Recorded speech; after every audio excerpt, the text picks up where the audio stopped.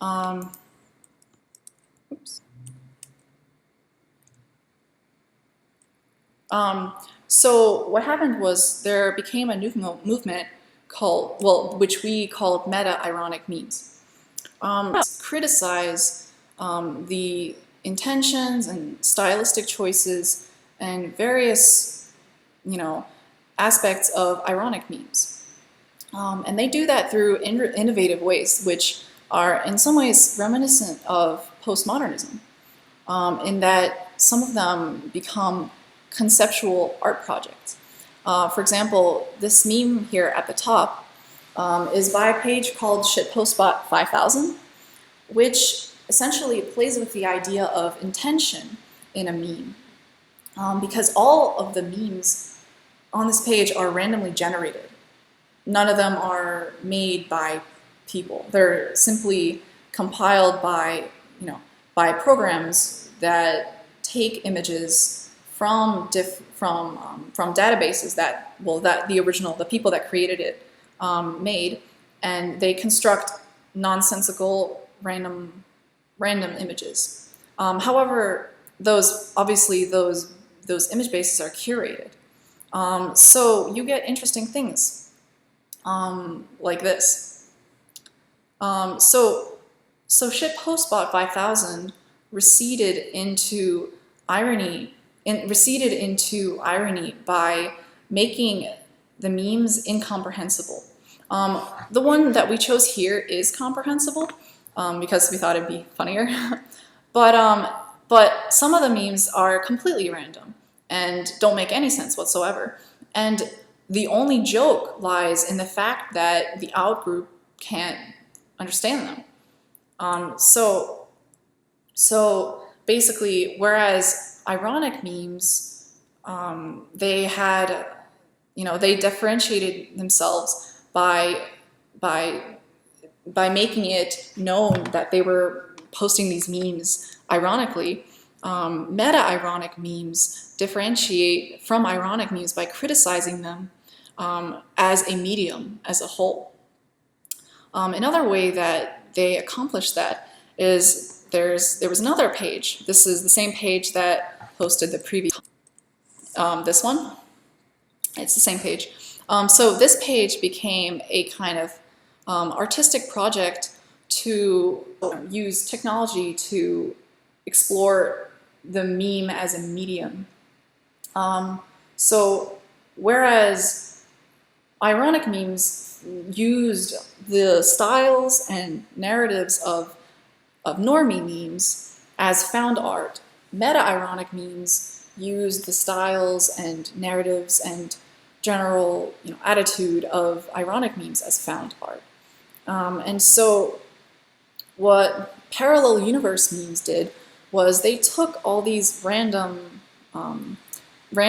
old memes and they created also somewhat nonsensical videos and things out of them that were entirely different from how ironic memes had ever used art. And so here's an example of one of them.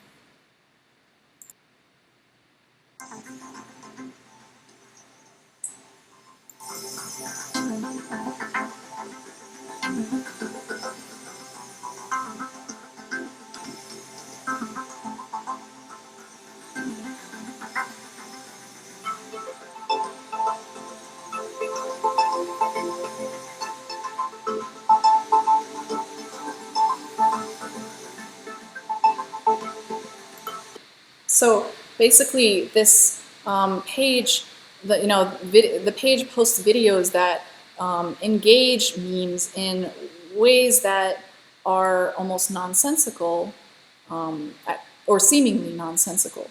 But the real message is, it's making fun of. It's making fun of the way that ironic memes differentiate themselves.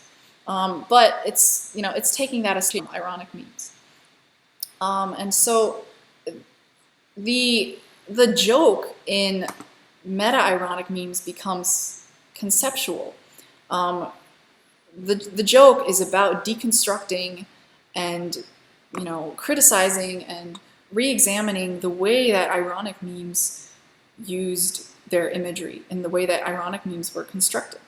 For example, here's another image here that parodies the typical ironic meme that, you know, followed the canon of well, it's evident in the picture, so I'll just read it for you. So it says, "Bae, come over." Bae means like it's, you know, a term that you would refer to like your girlfriend or your boyfriend or something. So it says, "Bae, come over."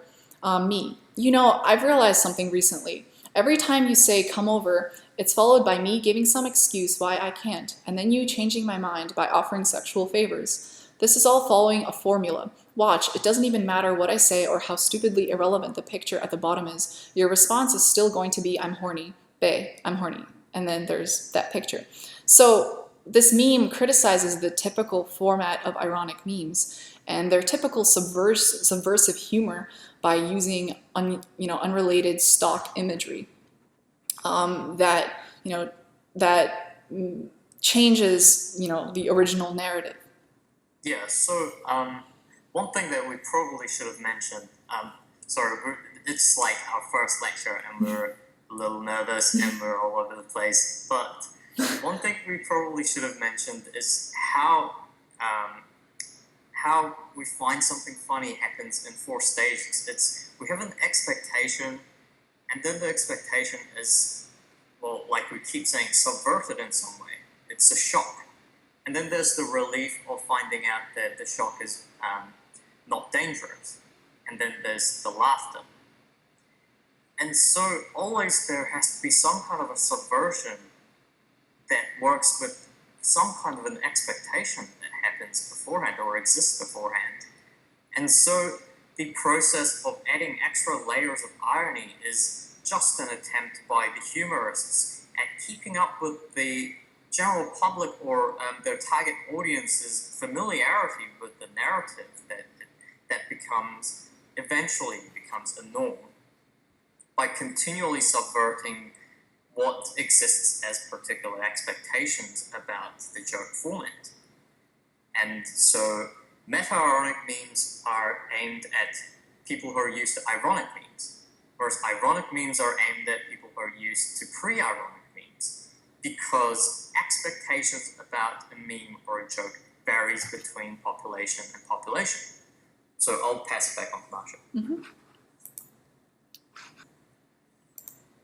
So what happened was that with pages like Shitpostbot and with parallel universe memes, they kind of, the subversion of irony rendered the memes somewhat meaningless. And so what happened was there was, you know, fear that, you know, there's nowhere to go because we've, you know, receded so far into irony that there's nowhere further to go. And so we come to this kind of dichotomy of where to go next with memes. You know, we can either take memes further into irony, or we can attempt to escape irony completely. And so with this meme, it's, you know, it kind of illustrates the way that memes function as a conversation, and often as a meta conversation about memes themselves. And so with this one, it says, "Memes are dead.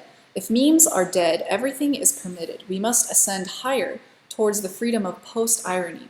There, we shall be released from the limits of the meme structure format and the need for ironic distance between subject and object that stems from the same distance demanded of the artist from his meme."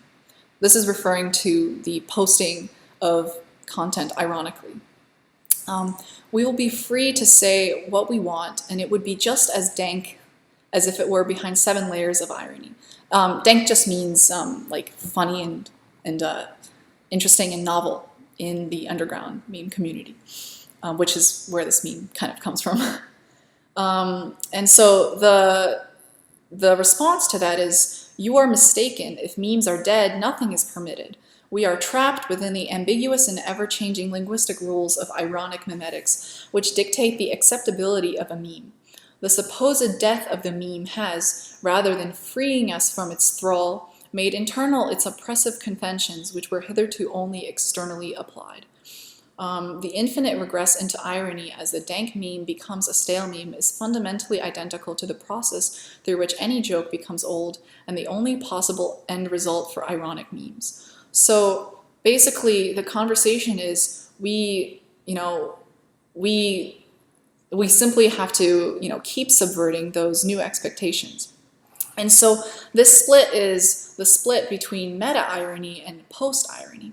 Whereas meta-irony seeks to continue subverting and, through more and more irony, post-irony seeks to reconstruct narratives into coherence and using the previous, so it becomes meaningful once more. And with that, we have the post-ironic meme. With post-ironic meme, you have a clear meaning and narrative that is immediately understood. And the context and usage is, also pretty clear too. What happens is that they, take seriously the ideas that had previously been made fun of with a new sincerity. And rather than being prescriptivist in how ironic memes grew to become their own grew to achieve their own type of prescriptivism. Post-ironic memes, well, as they are currently, simply examine how memes are used.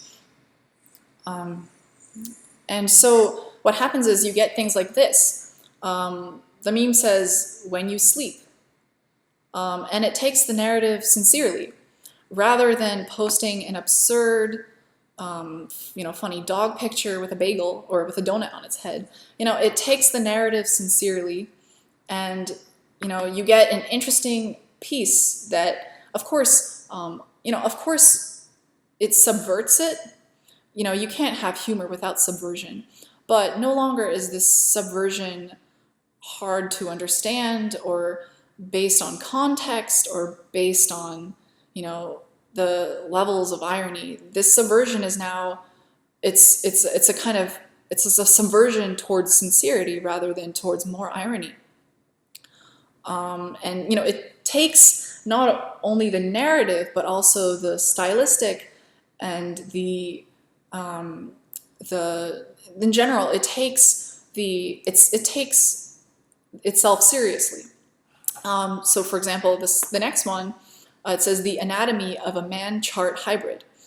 It takes the, often the way that humans are put into charts and memes and stuff like that, and it simply takes that idea seriously and explores it in a serious way, in a sincere way. Right. What it's taking seriously is the stylistic choices made in the original that might be being parodied.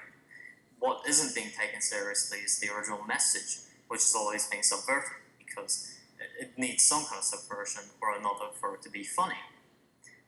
Well, there's a saying about how frogs are like humor or something, and if you dissect it, both will die, but paradoxically, it seems that with memes, the more you dissect it, the funnier it gets, and that's how you keep it alive. So, in the next slide, we see an example of the fourth iteration of the dog picture that we've been showing you earlier on. We made this about 5 minutes before the lecture, and on the screen you can see the dog's been watching the lecture with you guys in another room, and so on the screen is the comic and the pre-ironic and the ironic meme. Well, this is the post-ironic meme. It's taking the original picture seriously, but changing the narrative by introducing new messages into the meme. And that subversion by itself is enough to evoke a response of laughter or just finding it funny. And so on the next slide, you'll see that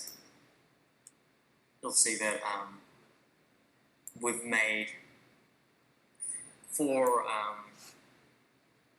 we made the four errors or kinds of memes into the similar black and white diagrams that we showed you earlier.